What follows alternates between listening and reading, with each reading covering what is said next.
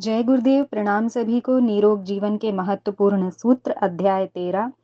Last topic हमने पढ़ा था कठिन रोगों का सरल उपचार। आइए इसी श्रृंखला में आगे बढ़ते हैं। शीघ्र स्वस्थ होने की रीति नीति। बीमारियों को अधिक महत्व ना देना एक अच्छा एवं परिष्कृत दृष्टिकोण है। प्रकृति सदा रोग निवारण में प्रवृत्त रहती है। वह बिना फीस वाली डॉक्टर है जो अपने ढंग से भीतरी हेर फेर द्वारा की बिगड़ी परिस्थिति को सुधारने में लगी रहती है। जब तक उसे रोगी का तनिक भी सहयोग मिलता रहता है तब तक हार नहीं मानती। रोगी का सहयोग यही हो सकता है कि वे धैर्य रखें और मनोबल को मजबूत बनाए रखें।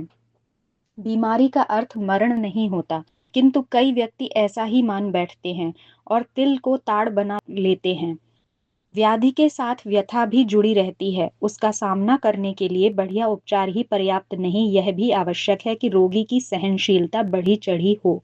वह स्वयं को अन्य मनोरंजक प्रसंगों में लगाकर पीड़ा को हल्का कर सके।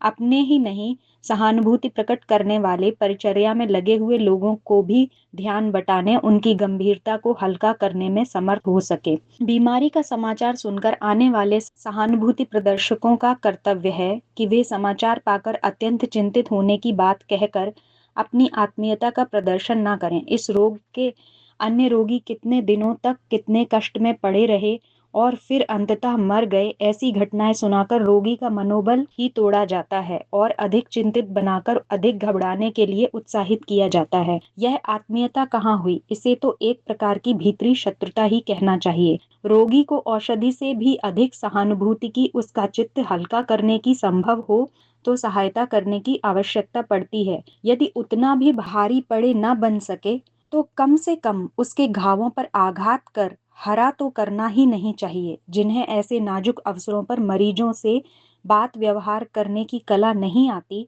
उन्हें तो हाजिरी नोट कराकर उल्टे पैरों लौट आना चाहिए।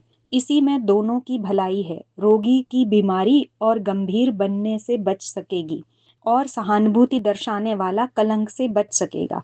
असावधानी पूर्वक अनावश्यक गप्पबाजी में बराबर यह खतरा बना रहता है कि प्रमादवश कोई ऐसी बात न निकल जाए जो रोगी के अचेतन में घुसकर उसे हानि पहुंचाए। अतः इष्ट मित्रों को ऐसे समय हमेशा सतर्क रहना चाहिए और बीमारी एवं बीमार के संबंध में सोच विचार कर बात करना चाहिए। जहाँ एकांत जन्य नीरसता हो और अस्वस्थ के मन बहलाव के लिए बातचीत आवश्यक हो, उत्तम है कि वहाँ रोगी की रुचि का ही कोई विषय छेड़ा जाए और चर्चा उसी पर की जाए। जो प्रसंग अरुचिकर और उबाऊ हो उसे इन चर्चाओं में सम्मिलित ना ही किया जाए तो अच्छा है, क्योंकि इससे समय तो गुजर जाता है किंतु मनोरंजन जैसे उद्देश्य की पूर्ति नहीं हो पाती। अस्वस्थ से बातचीत के दौरान ध्यान इस पर भी दिया जाना चाहिए कि जिस औषधि का सेवन किया जा रहा है, जिस चिकित्सक से उपचार कराया जा रहा है, उन्हें घटिया नहीं बताया जाए, वरन उनकी प्रशंसा ही करनी चाहिए। इससे सुनने वालों के मन में उन दोनों के प्रति विश्वास बढ़ता है और अभिभावक के प्रति श्रद्धा और द्विगुणित हो उठती है। यह जानकर कि उनने चिकित्सा की सर्वोत्तम व्यवस्था की है, रोगी के मन में यदि यह दृढ़ विश्वास पैदा हो जाए तो फिर यह एक स्वसंकेत का काम करता है और फिर शीघ्रता से आरोग्य लाभ करने लगता है। अच्छी से अच्छी दवा, बढ़िया से बढ़िया चिकित्सक और उत्तम से उत्तम उपचार भी तभी सफल हो पाते हैं जब उनके प्रति बीमार की अच्छी धारणा हो। बुरी धारणा अंततः बुरा परिणाम ही प्रस्तुत करती है। अतः कुटुंबियों और स्नेही जनों का यह दायित्व है कि वे रोगग्रस्त को चिकित्सा के प्रति पूर्ण आश्वस्त करें और यह भरोसा दिलाने का प्रयत्न करें कि वह अवश्य स्वस्थ हो जाएगा। रोग अच्छा होने में थोड़ा समय लगता है। कोई दवा ऐसी नहीं जो जादू की तरह रोग मुक्ति दिला सके। संवेदना रहित दवा तो पीछे के परिणामों की दृष्टि से और भी अधिक भारी पड़ती है। इसलिए उपयुक्त यही है कि रोगी शांत रहे, सहिष्णु बने, संयम बरते और किसी बहाने चित्त बटाए रखने का प्रयत्न करे। मनोबल किसी भी कारण फीका न पड़े। शीघ्र स्वास्थ्य लाभ का यही उपयुक्त विकल्प है। इसे अपनाकर ही जल्दी स्वस्थता अर्जित की जा सकती है।